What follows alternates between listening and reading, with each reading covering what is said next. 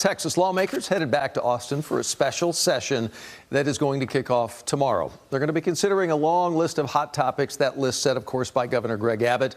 Andrea Lucia there in advance for all of us, live from the Capitol tonight. Good evening to you, and give us a little education on what lawmakers are going to be up to.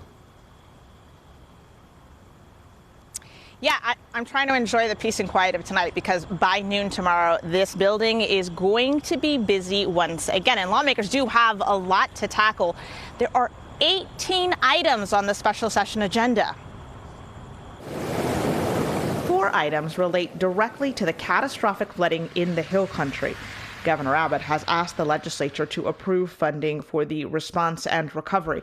He's also asked lawmakers to look at improving warning systems and emergency communications in flood-prone areas in Texas, as well as streamline rules just in general around natural disaster preparation and recovery. So what could some of this look like? Well, there's been a lot of talk about adding outdoor warning sirens along the Guadalupe.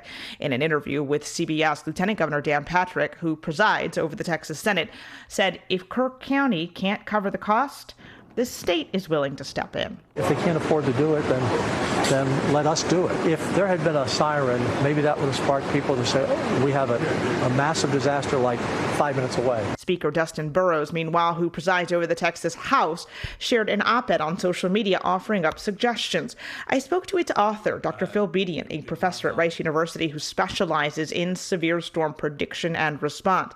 He echoed the importance of adding sirens. You're going to have some sirens. Not all places, but many places. And that's to help those that are there that have come in from another city, or they're there on vacation, or they're just hanging out, so that they realize, oh my gosh, something's getting ready, something's happening. So they're not caught unawares. Bedian also said there's a need for more gauges along the river to track its height, and a computer system that, based on what the weather radar and those gauges are showing, can predict how much flooding there will be, where, and when. There's a system like that already in place in Houston that he helped set up.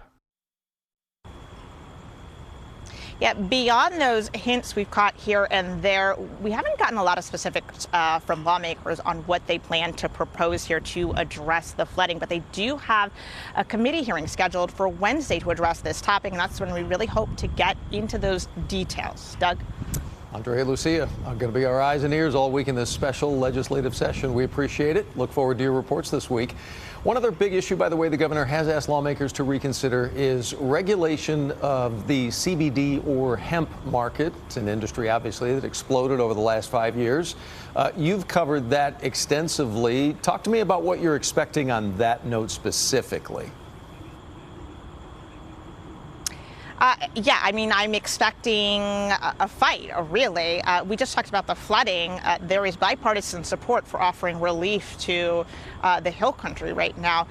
When you talk about the hemp industry, we've got fighting not just between the parties, not just within the Republican Party, but we've got top Republican leaders pitted against each other here. In this last session, during the regular session, the legislature did pass a ban of THC, a compound found in a lot of hemp products. But Governor Abbott, you might remember, vetoed it, saying that the legal challenges to a total ban are just too strong. Abbott called for lawmakers to instead look at how to regulate this industry. And again, we've just talked about 2 of the 18 issues that lawmakers intend to address. And it's going to be hard for them to get this all done in 30 days. That's how long the special session is set to last. But there's nothing to keep the governor from calling them back again and again. We saw multiple special sessions in 2023. We saw multiple ones back in 2021, and we could see that again this time. So, buckle up. The ride's just getting started, and this could last a while. I was going to say, history does tell us a little bit that they could get called back multiple times. Well, bell rings tomorrow at noon. We thank you for being there in Austin for us. Thanks so much, Andrea. Among the other big issues lawmakers are going to be taking up, redistricting. We know President Trump himself has now asked Texas out loud to undertake a rare mid-decade redrawing of congressional maps to try to turn Texas even more red. Democrats plan to push back hard. I think we get 5. And there could be some other states. We're going to get another 3 or 4 or 5 in addition. Texas would be the biggest one, and So that'll be fine. are you calling then for a complete redrawing of the congressional map ahead of next year? Just a very simple redrawing. We pick up 5 seats. But we have a couple of other states where we'll pick up seats. What they are going to do is they are going to further dilute the voices of black and brown people so that they can accomplish this sinister goal of making sure that they can squeeze out and cheat and get these seats. So that's redistricting. We could also see lawmakers eliminate the START test, the one given to public school students in 3rd through 8th grades. So much going on. We're going to be following every moment of all the developments out of the special session. Again, kicks off tomorrow at high noon. Stay with CBS News Texas online and on air for all the latest information.